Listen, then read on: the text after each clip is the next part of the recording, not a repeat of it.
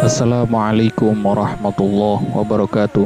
Kembali lagi bersama kami Ahmad Al-Fatih Channel. Sebelum memulai video ini, jangan lupa like, subscribe, and share agar kami tetap semangat dalam membuat konten ini. Langsung saja, tak usah panjang lebar, mari kita simak bersama video ini. Ketika dua insan terikat dalam ikatan cinta yang dikenal dengan istilah pernikahan, maka kedua belah pihak, baik dari suami ataupun istri, haruslah tahu hak kewajiban apa yang harus dan wajib dikerjakan. Oleh sebab itu, maka admin terasa perlu untuk membahas tentang hak kewajiban dari kedua belah pihak dan kisah Nabi Ayub yang dicoba oleh Allah Subhanahu wa Ta'ala.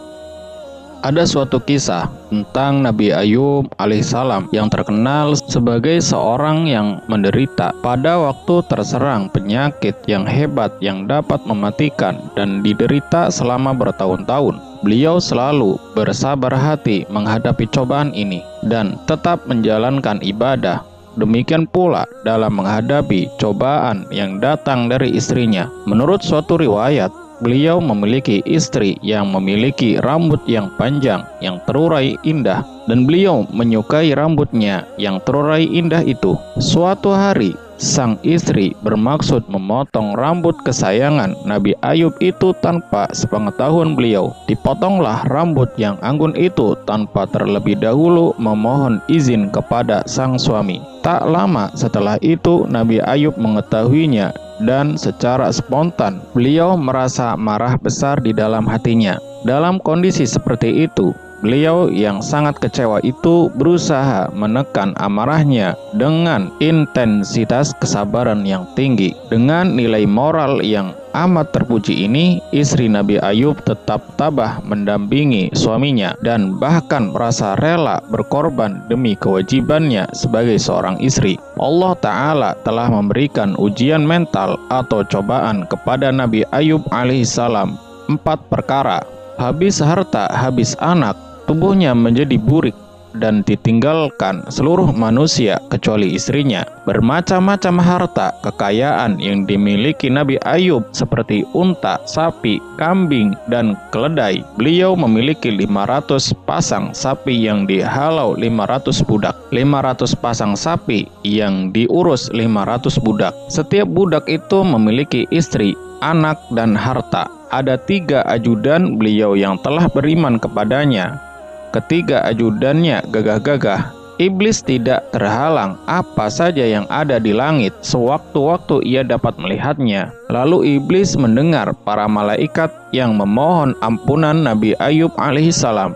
Iblis merasa dengki terhadap Nabi Ayub alaihissalam, seraya berkata kepada Allah, "Wahai Tuhanku, aku melihat hambamu Ayub alaihissalam senantiasa bersyukur dan memuji kepada Engkau. Andaikan Engkau menimpakan bencana kepadanya, niscaya dia tidak akan bersyukur dan taat kepada Engkau." Allah Ta'ala menjawab, "Pergilah kamu kepada Ayub alaihissalam. Aku izinkan kamu mengganggu harta kekayaannya." Iblis lalu pergi kepada Ayub bersama setan dan jin ifrit. Iblis seraya berkata kepada setan dan jin, "Aku telah diizinkan oleh Allah Subhanahu wa Ta'ala untuk merusak harta kekayaan Ayub alaihissalam." Iblis memerintahkan setan dan ifrit, "Datangilah unta-unta Nabi Ayub beserta penggembalanya dan bakarlah semua." Lalu iblis mendatangi Ayub ketika sedang sholat. Iblis berkata kepada Ayub, "Seluruh untamu dan penggembalamu sudah saya bakar." Saud Ayub, "Alhamdulillah,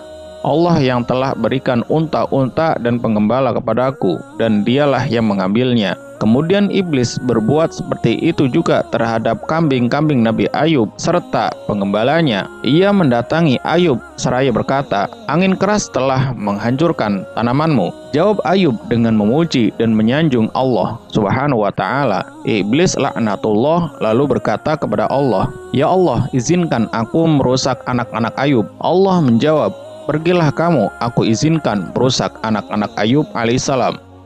Selanjutnya, iblis merusak anak-anak Ayub alaihissalam. Rumah panggungnya diguncang dan merobohi anak-anak Ayub. Mereka tewas seketika. Reaksi Ayub berikutnya hanya beristighfar kepada Allah Subhanahu wa Ta'ala. Iblis berkata, "Wahai Tuhanku, izinkanlah aku merusak tubuh Ayub."